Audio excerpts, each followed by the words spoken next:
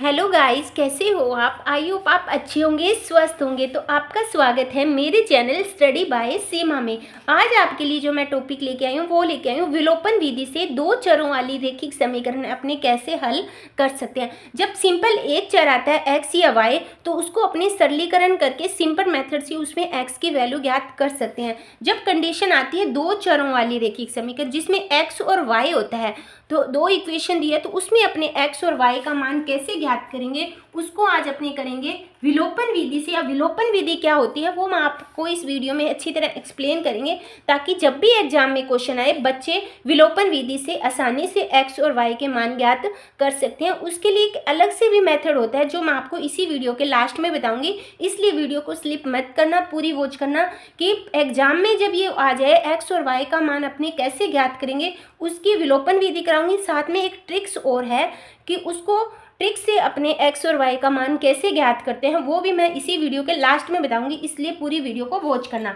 दो इक्वेशन दी हुई है फर्स्ट और सेकंड, दोनों में अपने को एक्स और वाई के मान ज्ञात करने हैं जो दोनों समीकरण को संतुष्ट करें। वो कंडीशन बात है संतुष्ट करेंगे वो बाद में देखेंगे। सबसे पहले अपने को एक्स और वाई के मान ज्ञात करने हैं। अब देखो विलोपन विधि होती क्या है। विलोपन विधि में जब दो इक्वेशन दी है ना, इसमें चाहे एक्स या वाई, वो आप पे डिपेंड करता है कि अपने कौन सा मान एक्स का या वाई में दोनों में से किसका मान बराबर रखें, यानी दोनों इक्वेशन में मान बराबर होने चाहिए। देखो यहाँ पे 2x है, यहाँ पे 6x है, यहाँ पे 3y है, यहाँ पे 4y है। अब देखो अगर मैं y बराबर करूँ तो दोनों, अगर मैं यहाँ पे इन दोनों को बराबर करूँ तो आपस में तिरछा गुना करूँगी, ये इसको 4 से करूँगी तो 12 और इसको 3 से करूँ, दोनों इक्वेशन में करना पड़ेगा।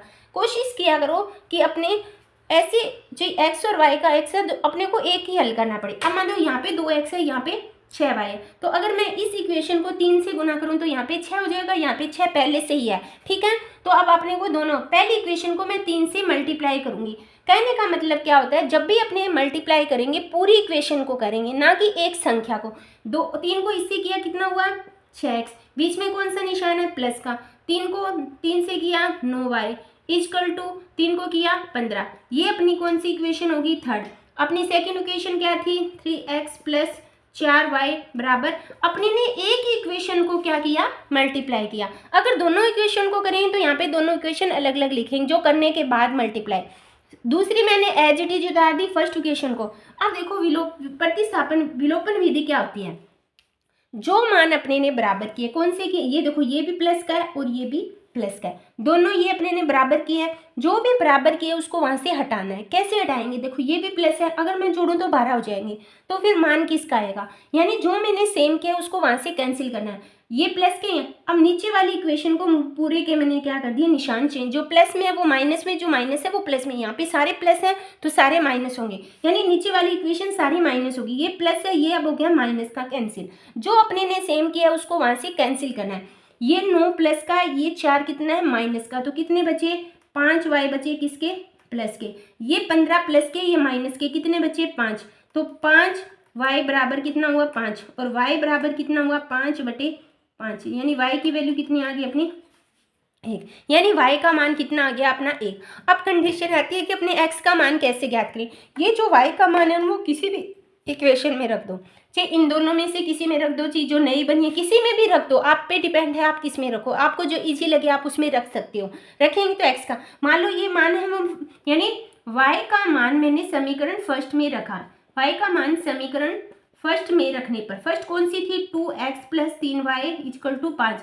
अब पहली ये थी, मैंने उसको मल्टीप्लाई करने के बाद ये, तो आप इसमें भी रख सकते हो, तो कोई आंसर है उसमें कुछ भी चेंजिंग नहीं आएगा, वो आप पे डिपेंड है जो आपको इजी लगे। 2x प्लस 3y की वैल्यू कितनी है 1 आई, यहाँ पे कितना हुआ 5, 2x plus 3 equal to 5, 2x 3 उधर गया कितना हुआ, फिर 2 बचा, प्लस है उधर जाके माइनस में, x का मान कितना हुआ 1, यानी x का मान भी कितना है 1 है और y का मान भी 1 है, ठीक है। ये अपने ने मान कर लिए। अब आती है सेकंड कंडीशन कि क्या अपने मान सही है या गलत है, वो भी चीज़ अपने यहाँ पे नोट करेंगे। यानी x और y का मान किसी भी इक्वेशन में रख दो समीकरण, मान लो मैंने फर्स्ट में रख दिया 2x plus 3y equal to कितना हुआ 5, x की जगह 1 और y की जगह 1 इक्वल टू कितना 5, यानी 2 + 3 इक्वल टू 5, यानी 5 = 5, यानी दोनों बराबर आ रहे हैं। इसका मतलब अपना आंसर सही है। तो आई होप आपको वीडियो ये अच्छी लगी होगी। वीडियो अच्छी लगे तो लाइक जरूर करना, मेरे चैनल को सब्सक्राइब जरूर करना, जब भी आपको मैं वीडियो डालूँ आपके पास उसका तुरंत नोटिफिकेशन आ जाए। थैंक यू बच्चों।